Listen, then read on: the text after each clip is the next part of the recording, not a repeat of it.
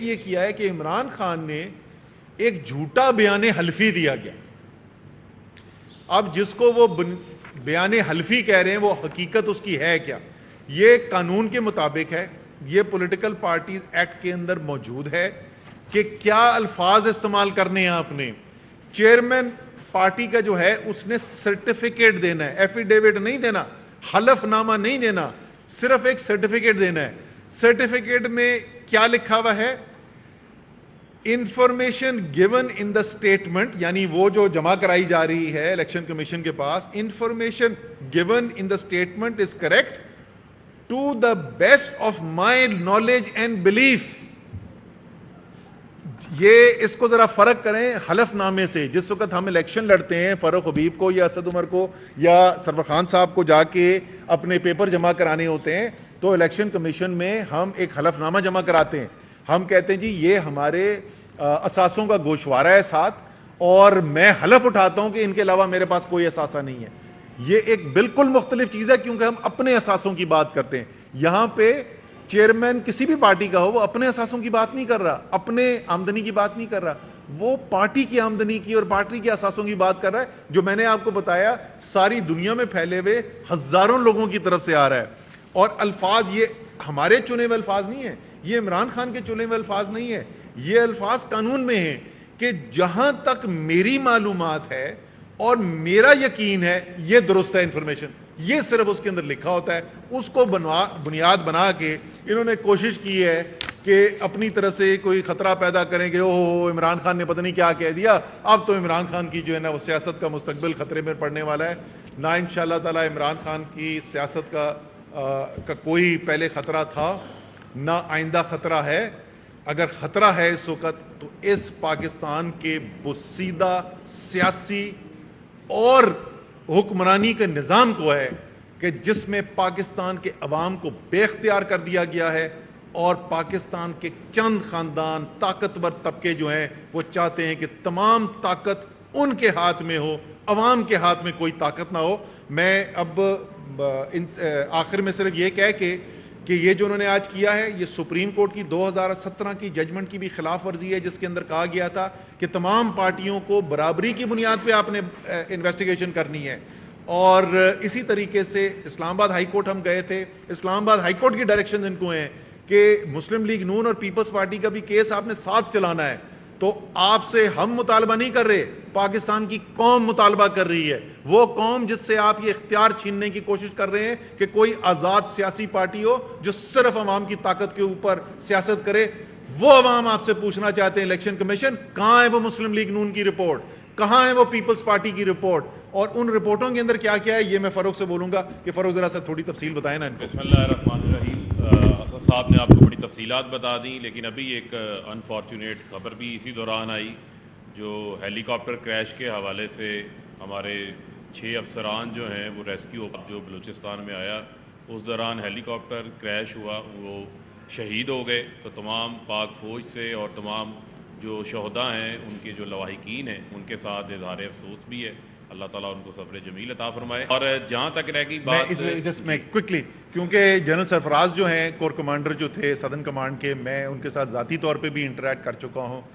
ایک انتہائی شاندار افسر ہونے کے ساتھ ساتھ بہترین انسان, اور جو چیز میرے ذہن میں سب سے زیادہ ان کی چسپاں ہے, پہلی دفعہ جب میں ملا اس کے بعد سے جتنی بھی ملاقاتیں ہوئی, ایک درد رکھتے تھے بلوچستان کے عوام کے لیے. اور بہت ہی ہمارے لیے افسوس کی بات ہے کہ اتنا اچھا انسان, اتنا اچھا افسر, اور باقی جو ہمارے سارے افسر جو قوم کی خدمت کے لیے نکلے ہوئے تھے وہ جاں بحق ہوئے, شہید ہوئے. تو اللہ تعالیٰ سب کو اپنی جنت میں جگہ مقام عطا کرے. جی, جس طرح اسد صاحب آپ کو بتا رہے تھے سارے کیس کے حوالے سے کہ جو ججمنٹس نظر انداز کی گئی ہیں, چاہے وہ سپریم کورٹ آف پاکستان کا 2017 کا فیصلہ ہو, چاہے وہ اسلام آباد ہائی کورٹ کا حالیہ فیصلہ ہو, جس میں انہوں نے الیکشن کمیشن کو یہ کہا تھا کہ قانون کے مطابق آپ پابند ہیں کہ آپ نے کسی سیاسی جماعت کے درمیان کوئی ڈسکریمنیشن نہیں کرنی. آپ نے تمام سیاسی جماعتوں کے بینک کے کھاتوں کے گوشواروں کی جانچ پڑتال آپ نے کرنی. لیکن الیکشن کمیشن جو ہے اس نے کہا کہ میرا ٹریک ریکارڈ جو ہے وہ خراب نہ ہو جائے, میں نے ہر معاملے میں جو ہے وہ پی ٹی آئی کو آگے رکھنا ہے اور نون لیگ اور پیپلز پارٹی کے ساتھ جو ہے وہ لاڈلوں جیسا سلوک کرنا ہے. پیپلز پارٹی اور نون لیگ اور پی ٹی آئی کی جو اسکروٹنی کمیٹیاں ہیں یہ ایک وقت میں بنی ہیں. جو یہ بار بار بات کی جاتی ہے جی 8 سال میں 4 سال تو یہ اسکروٹنی کمیٹی نے لے لیے اور یہ الیکشن کمیشن کے اس فیصلے نے لے لیے.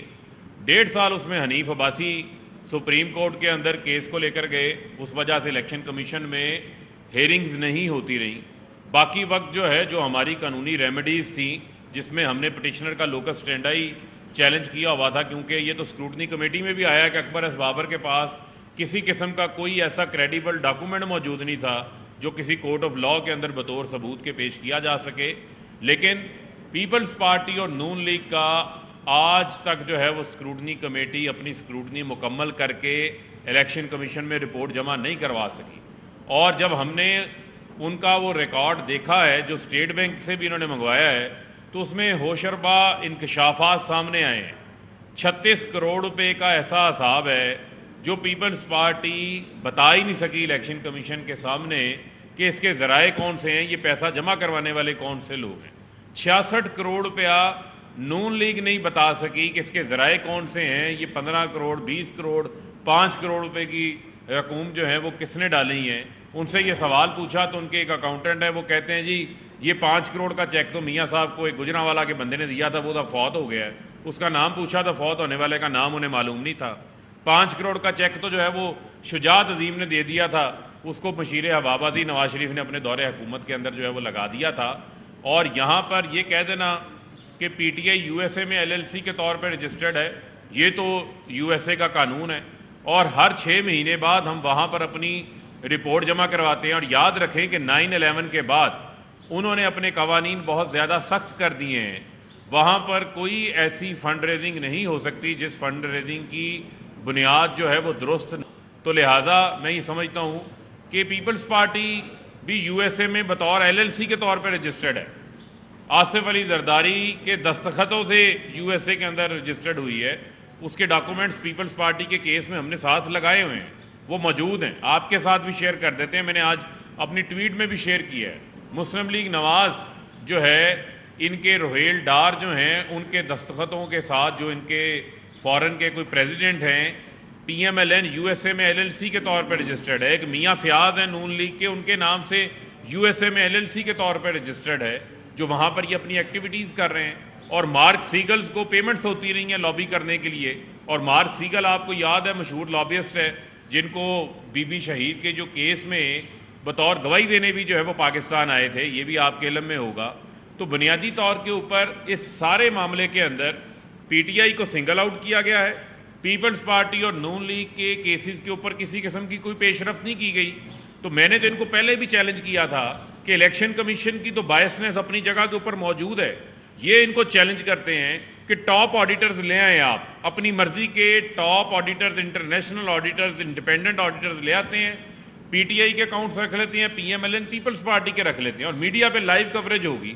پتہ چل جائے گا کہ کس جماعت نے پاکستان کے اندر سیاسی فنڈ ریزنگ کی جو ہے وہ بنیاد رکھی ہے, کس کے اکاؤنٹس شفاف ہیں, کس کے نہیں ہیں. یہاں پر الیکشن کمیشن نے سپریم کورٹ, اسلام آباد ہائی کورٹ کے فیصلوں کی خلاف ورزی کی ہے, امتیازی سلوک کریٹ کیا ہے.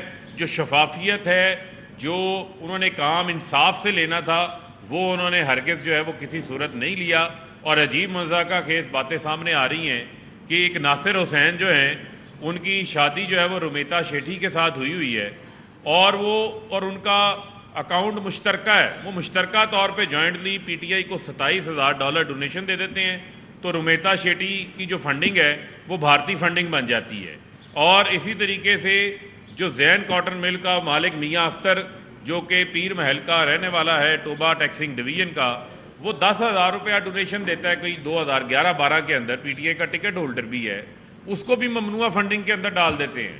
ابھی میں ایک دیکھ رہا تھا کہ ایک لڑکا آصف ہے, وہ پے پال کے اوپر $100 دیتا ہے پی ٹی آئی کو, اپنی فرم کی طرف سے اس کے وہاں سے آ جاتے ہیں, وہ بھی فارن فنڈنگ کی لسٹ کے اندر جو ہے وہ شامل ہو جاتا ہے.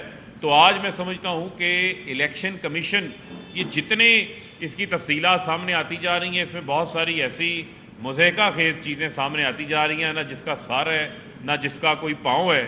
اگر کوئی زبردستی سے اور قانون سے ہٹ کے اس معاملے کو اس طرف لے کے جانا چاہتا ہے کہ یہ عمران خان کی کوئی سرٹیفیکیشن ہے، تو آپ کو یہ یاد ہونا چاہیے کہ یہ عمران خان کے کوئی ذاتی اثاثہ جات کا معاملہ نہیں ہے، یہ ذاتی ان کی کوئی ٹیکس ریٹرن کا یا ویلتھ سٹیٹمنٹ کا معاملہ نہیں ہے۔ عمران خان اپنی 40 سالہ کمائی کا حساب سپریم کورٹ میں دے چکے ہیں، 60 ڈاکومنٹس کے ساتھ دے چکے ہیں۔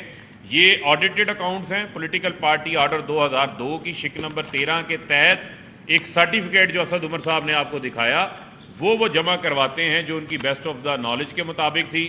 لہذا جو اسٹریٹجک میڈیا سیل ہے نون لیگ کا، اس کا جو واٹس ایپ گروپ ہے، اس کے اندر یہ جھوٹ پھیلانے کی کوشش کی گئی کہ یہ کوئی حلف نامہ تھا جو عمران خان نے دیا تھا۔ حلف نامہ کسی صورت نہیں تھا، اور اس کو ہم پوری طرح جو ہے وہ اس کو جائزہ بھی لے رہے ہیں، اور ہماری قانونی ٹیم بھی اس کے اوپر کام کر رہی ہے، اور یہ بھی ہم سامنے لے کر آئیں گے کہ ہم نے اس کو کس فورم کے اوپر جو ہے وہ چیلنج کرنا ہے۔ یہ میں بتا دوں کہ یہ انشاءاللہ تعالی کل یا پرسوں جو ہے اسلام آباد ہائی کورٹ کے اندر ہم اس کو پٹیشن کر کے چیلنج بھی کر دیں گے۔ جی بجلی چلی گئی۔